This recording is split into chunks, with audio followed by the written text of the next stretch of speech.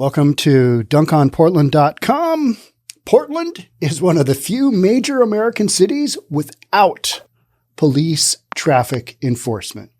You see the police sitting on the side of the road running their radar gun. Not so much in Portland. And then we see all these stories of street racing and craziness going on, and we wonder how we got there. We're going to do a little check in on what's going on in Portland. But, when you don't have enough cops, you're going to have to make sacrifices. It's like city of Seattle right now is working through their budget issues because they don't have enough money because tax revenue, it's not really going to be where it needs to be. So they've had to whack the anti-Asian hate crimes budget by about half. And it's like, all right, you got to cut some stuff. Portland doesn't have enough cops. They've had to cut their traffic enforcement detail, and they don't have it, and they're not going to get it back anytime soon.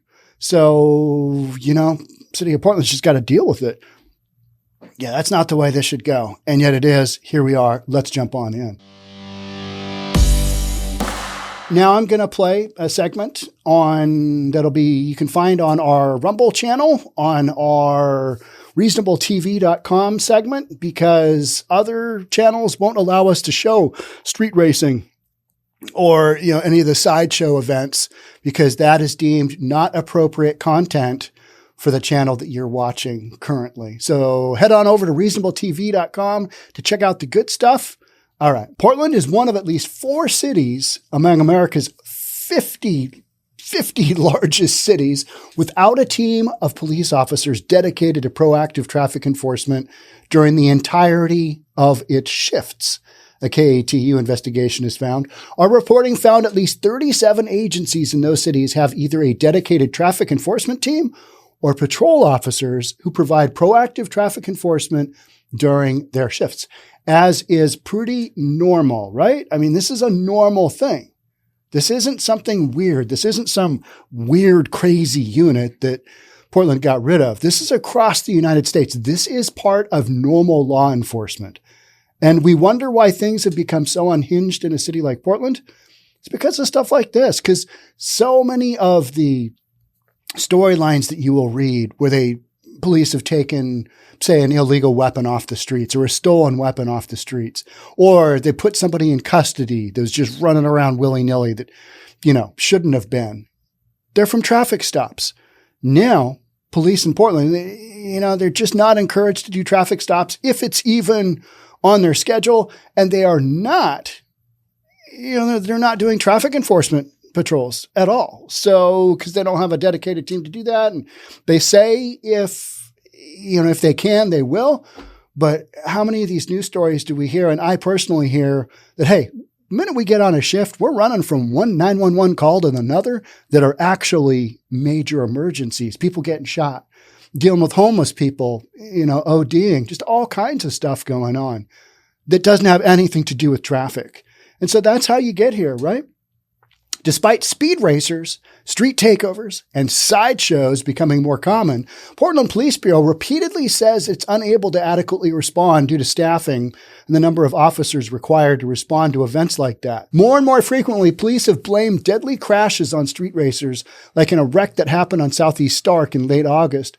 Police said an out-of-control driver hit Ashley McGill while she was waiting on a bus. She wasn't even there. She's just standing on the side of the damn road.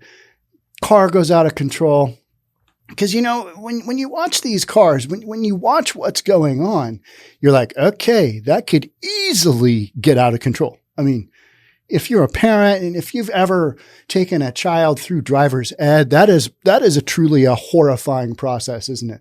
All right. This kid has 0 driving skills at this point in time, and they're not careful. And I'm going to put them behind, a couple thousand pounds of metal, and we'll just see how this goes. I hope they're able to figure out brake pedal from accelerator, because at one point in time when I was golfing with my dad in Kapalua Golf Course in north end of Maui, I didn't have that worked out. It was not good. And I heard my dad drop the F-bomb for the first time. It was exciting times. I could tell you exactly where it was on that golf course. There's a big resort there now. And, you hit that accelerator instead of the brake pedal. Oh, not good. Yep. My daughter has a son who's going to grow up without a mom, and I got to go on without my daughter, who's only 26 years old. Her mother, Misty Nicholson, said, it's not fair. It's not fair at all. So this stuff it's having an impact far greater than just some kids burning up rubber in the middle of a street illegally. People's lives are being ended. So, there's consequences to all of this stuff. You defunded the police. Everybody understands those at the very bottom, level rung of society. They're the ones impacted the most. They're the ones we're trying to help the most. And yet you've got folks just getting taken out because we defunded the police in the case of Portland, don't have enough cops, don't have the ability to, you'd like to be able to say, hey, the police are doing the best job they can. And I truly believe they are. But without the resources of enough personnel, you got to take your pick. It's like a budget. All right, you've got XYZ number of dollars to spend. You've got all these causes. What are you going to do? You're going to have to whack the budget and then something's going to happen. People's lives are being ended. So there we go.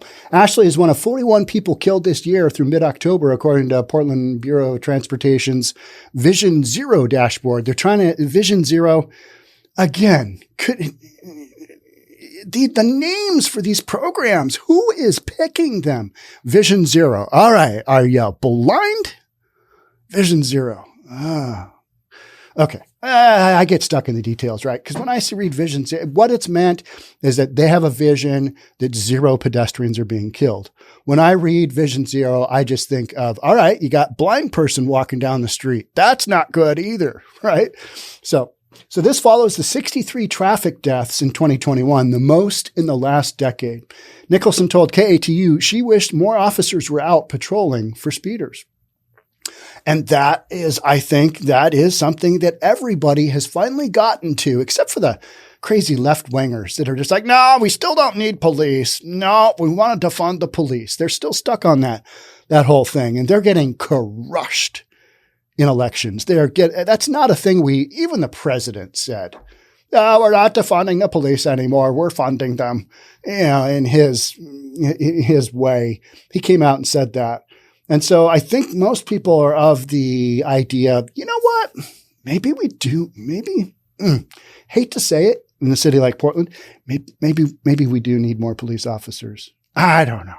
Yeah. No, we do. We need more cops. That's not the be all and end all. But when you can't do things like basic traffic safety, keep the street safe from street racers, let alone all, people speeding, people running lights, all that other good stuff, it becomes a free-for-all, doesn't it? It becomes a free-for-all, just like some of the video footage. Head on over to reasonabletv.com and watch that extra good footage. Or don't. Do what you want. People seem like they can do what they want, and there's no consequences for anything. It's not fair, Nicholson said. If people thought there was consequences for things that they did, for speeding and other things, I think they may have thought twice that day and not chose to drag race down a busy street. Is drag racing down a busy street, is that a reasonable thing to do? No, it's not. No, it's not. Have I done that? Yes, I have. But it was in the city of Clyde Hill. It was in high school. One of my friends that I'm still very good friends with, and I attend a lot of concerts with, his older brother had a truck. I had a truck. And, it's just what you do in high school. You don't think. You're stupid. You don't think of anybody but yourself. Hey, it'd be cool to, we're just going to stack up at this stop sign and just go for it and see what happens. Yeah, not a good call, but you do dumb things when you're a kid. Portland, like other cities, disbanded its traffic enforcement team in February 2021. So we were just coming out of the whole defund the police thing, right? Remember that? And all these laws were being changed. Oh, we need reform. We need a lot of reform. We've got to have reform. You got to defund the police and you got to have a lot of reform. Well, that morphed into this stuff of, okay, if the budget isn't here, and what kind of really happened is that you just had so many police officers leave and so many have left Portland that you've only got so many cops to go around, right? You've only got so many cops to go around. Police Chief Chuck Lavelle blamed historically low staffing numbers and said the Bureau needed to focus on 911 calls. You got to make a call. Going back to that budget, you've got XYZ dollars, you got XYZ number of cops, you've got XYZ, product that you've got to deliver, which is public safety. So you've got so many programs that you're going to run. Traffic enforcement team, ixnay on that. We're going to have to take all you guys and gals and push you to the 911 calls, the priority 1, priority 2. Traffic, get to it when you can. I literally believe that's the way it's gone down. If I'm wrong, I'm sure men or ladies in blue will let me know. I don't think I am, right? I mean, it's a really oversimplified version of what has happened, but you only got resources for so much, right? So you need to focus on 911 calls. All right. Yep. Those are people being impacted just like straight on. Like Paul Pelosi in the middle of the night. That is such a weird deal. There are so many things there that don't make sense, that just jump out at me. And I've wanted to address that, but I'm just, there's a bunch of storylines out there that I'm not willing to touch. Some of them are a little too hot for various reasons. So there's a lot of stuff that I don't cover. But when I do cover that kind of hot stuff, it's over on thereasonabletv.com because I have to, because I want to keep being able to bring you guys the good content, which is this stuff. And then there's other stuff that's, you could lose your channel for that. Nearly 2 years later, the Bureau still has no traffic team, Lavelle said. He stands by the decision. That was a hard decision. We're in a position where we were really struggling to meet our needs to answer 911 calls on the street. A lot of the moves we've made internally have been to address the response to 911 calls, but also to address gun violence. And we've had to make the hard decisions of taking away from important work over here to move it to important work over here. So he's saying, all right, so the police we would have had on traffic over here are now on 911 calls and gun violence. I mean, again, massive oversimplification from the real estate guy who knows basically nothing about public safety other than what I read and what information I get from, law enforcement, which is a lot. I get a lot of information and keep sending it. Thank you to all those that do. As a result, stops by traffic officers plummeted 72% in 2021. 72%. 3/4 of all traffic stops stopped. So they literally got 28% of what they used to have enforcement on the street for traffic. Do you think that might encourage, kids doing donuts in the middle of the road at any God-given hour of day or night? And so they went from 13,600 stops in 2020 to 3,725 stops in 2021. That's according to the Bureau's annual stops data. The officers who previously did enforcement their entire shift only worked traffic enforcement on overtime or if 911 call loads allowed.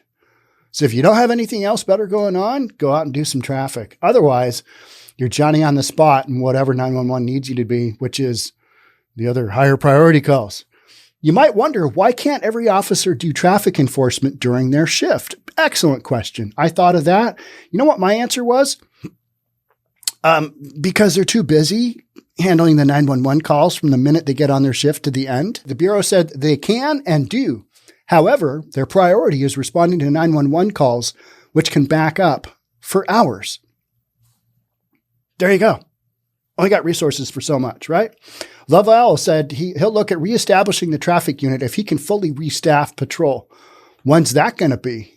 Well, a long time. I think we're +1 officer out of October. Like the net result is we hired 4, lost 3, something like that, retired, quit, whatever. Got a +1 is my understanding. 1 cop. We need how many in Portland? 500? I don't know. A lot more than we've got, and a lot more than are being brought on a regular basis. Cause that's a tough gig. Hey, I'm recruiting. I'm a recruiter, and I would love to have you with your shiny badge come work for Portland. I mean, we got a lot of variety of things that you can work on to develop your police skill set. I mean, we've got it all here. Come on. I mean, some of the locals, they don't really appreciate you. And that whole summer of 2020 thing, that was, yeah. Yeah. Glad that's behind us. I mean, maybe. kind of. But you know what? Come on, work for the Portland Police Bureau. That's a tough sell. That's a tough sell. It's a tough sell. And those who stand in the pocket in Portland, you know, hats off to them. Not an easy gig. What are you doing? Still doing the police gig in Portland. How's that going? Tricky. The Bureau said there are 330 officers. A lot of our modeling for the street ideally has around 375 officers on patrol. So that's about 125 at each precinct right now. And I think once we hit that number, then we could look at other things, Lavelle said. Okay. The Bureau said there are 330 officers on patrol as of October, meaning it's roughly 40 more patrol officers short of that mark. Okay, this is information coming from the Bureau, so we're reasonable here. So let's whack that down to 280, maybe 300 officers on patrol. I don't know, but it's a lot less than what the Bureau is saying because these are, you know, Bureau numbers. So the Bureau is officially saying it's 40 more patrol officers short of that mark. I would say it is much greater than that mark. The shortage of police officers needed to get to that point where they can maybe look at doing patrol again, traffic patrol. And Lavelle said, due to fluctuations in staffing and the extended time it takes to train officers, that's what I talk about all the time, is yes, you can recruit. Yes, you can get numbers in the door, but that inelasticity of the supply chain of cops, it takes so long to get them through the system. And there just aren't a lot of lateral hires. Yeah, I'd love to work for Portland. I mean, it's all been just cheery there, right? That's the battle that Portland is trying to overcome, recruiting wise. And it's not going all that well. And you can see why. So he cannot predict when the traffic unit would be reestablished. Well, because they don't know. They don't know how this is going to go moving forward. There might be a time where we look at where we're almost full staffed, but a lot of those people are not yet ready to work the street. They're new cops. They're not on board. They haven't been trained. You can't just, all right, well, you know, I've let you inspect 5 homes and I think you're going to be an excellent appraiser. Go get them, Tiger. You know, you can't do that, right? It's not like real estate where it's just not. You got people's lives at stake. Portland Mayor Ted Wheeler is the city's police commissioner. Oh, terrible idea. And Lavelle's boss. In a one-on-one conversation in August, Wheeler said the chief made the right call. Well, he had to make a call and he made it. So again, if you have limited resources, the question is, what is the highest order of impact in terms of how those officers deploy? It's pretty easy. You go with the high priority 911 calls, right? It's not genius stuff. I believe the chief made the right decision to deploy them to the streets to focus on our most significant crime issues, one of which is gun violence and homicides, Wheeler said. So the city of Portland is just getting rocked from all angles. And so much of it has to do with the fact that they don't have enough resources to get a handle on this stuff. They just don't. Here you are. I mean, you know, play stupid games like defund the police. These are the prizes you win. Public safety suffers. I want to remind people, destaffing the Portland Police Bureau is not a recent phenomenon. It's been ongoing for years. You've crapped on policing for years in a lot of these West Coast cities. How's San Francisco doing? How's LA doing? How's Seattle doing? How's Portland doing? How's Minneapolis doing right now? Look at the number of police officers. Tell me your numbers are up and everything's going good. And how's Chicago doing? How's Chicago doing? Yeah, that is just craziness, isn't it? This was a multi-decade process that got us to crunch where we find ourselves. It got us in the crunch we find ourselves in today. KATU asked Wheeler, what are you doing as police commissioner to make sure there is some level of law enforcement and traffic enforcement on the streets, highways, and interstates in Portland? Okay, so to be fair, State Patrol handles a lot of those roadways, right? They just do. City police responsible. One thing that we should review is the current policy, which is a policy that's been adopted, frankly, nationwide in communities, which in non-pursuit policies, Wheeler said, the word's gotten out that if you just step on the accelerator and blow through the stop sign, the police aren't going to follow you. That's true. That's true. That is the level at which and there was legislation coming out that was going to literally put that in place. But the word on the street has been, don't chase anybody. don't chase anybody. So why would the cops chase anybody? They've got a number of exceptions of when you can chase people, but if it's a guessing game of what's going on in the situation, the police are going to default to, I'm not going to stick my neck out and make a move here that could get me in trouble. Why would I? But I just mean run-of-the-mill speeding, that's leading to deadly crashes, pedestrians getting hit, bikers getting hit. Does there need to be consistent police enforcement? KATU began to ask Wheeler. Of course, Wheeler said. Running radar, and how can you, as police commissioner, ensure that that happens? Here's what Wheeler says.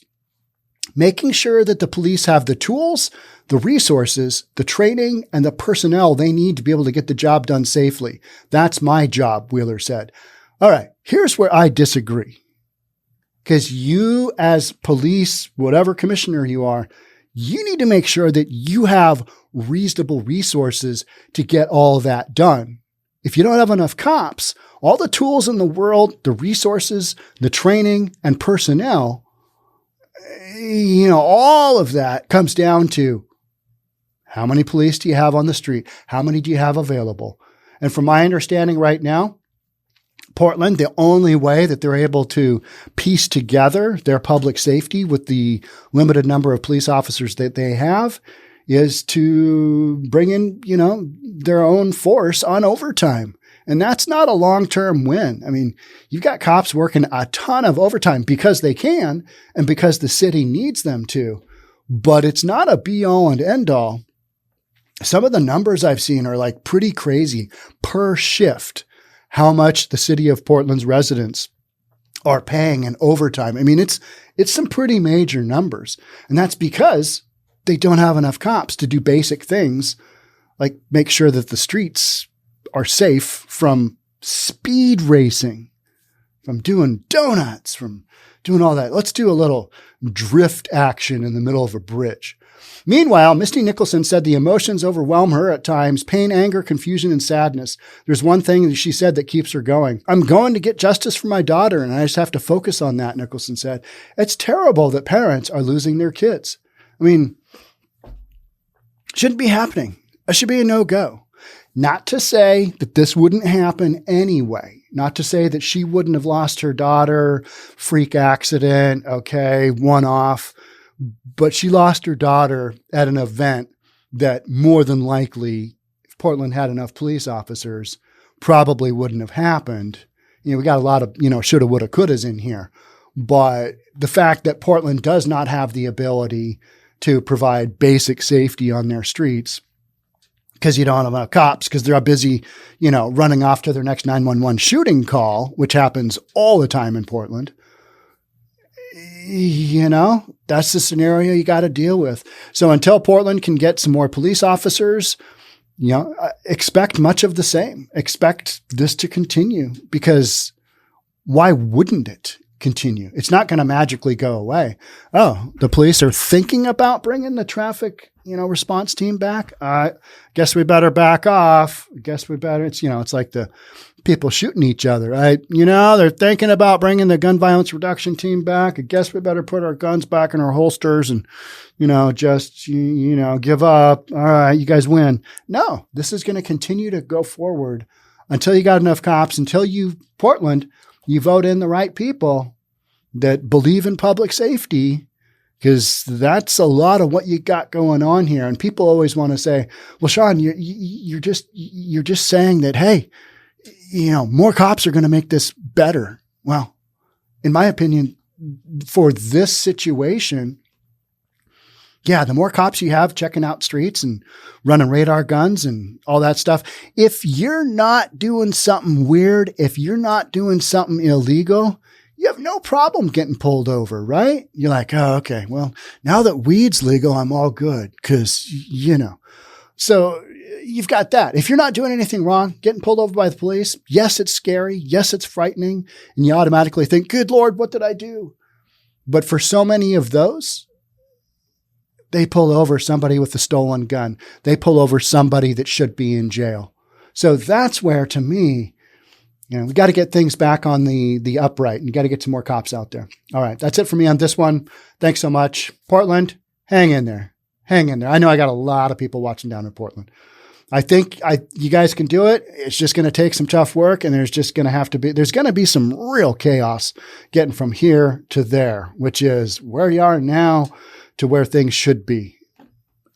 I'm a glass full kind of guy. I hope you guys can get there. All right. That's it for me. Thanks so much. We'll catch up soon. Bye for now.